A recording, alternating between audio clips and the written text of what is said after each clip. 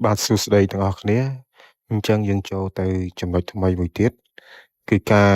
ប្រើប្រាស់វត្តអានរបស់យើងគឺយើងប្រើប្រាស់ទៅលើ format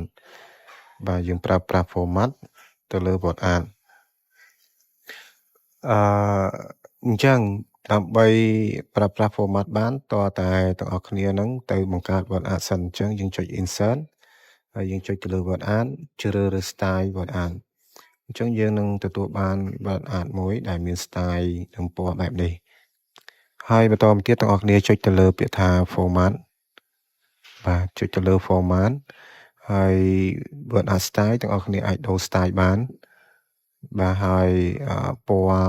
បន្ទាត់នៃអក្សររបស់យើងហ្នឹងយើងអាចជ្រើសរើសពណ៌លឿងហើយពណ៌អក្សរពណ៌ខាងក្នុងគឺយើងជ្រើសរើសពណ៌ក្រហមអញ្ចឹងពណ៌ទាំងអស់ហ្នឹងគឺវាមាននៅក្នុង word art style បាទហើយយើងចូលមកដល់កន្លែង same style គឺយើងអាចជ្រើសរើសយក mode គំរូមួយណាបាទដើម្បីយកមកប្រើប្រាស់លើ word art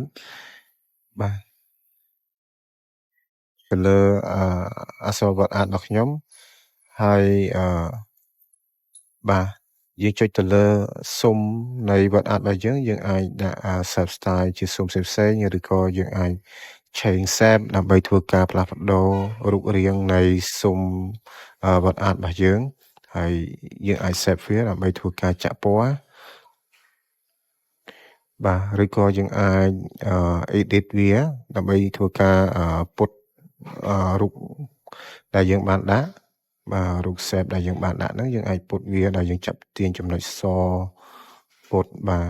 អញ្ចឹងមុននឹងចាប់ទាញចំណុចសយើងចុចចំណុចខ្មៅហើយបានចេញចំណុចស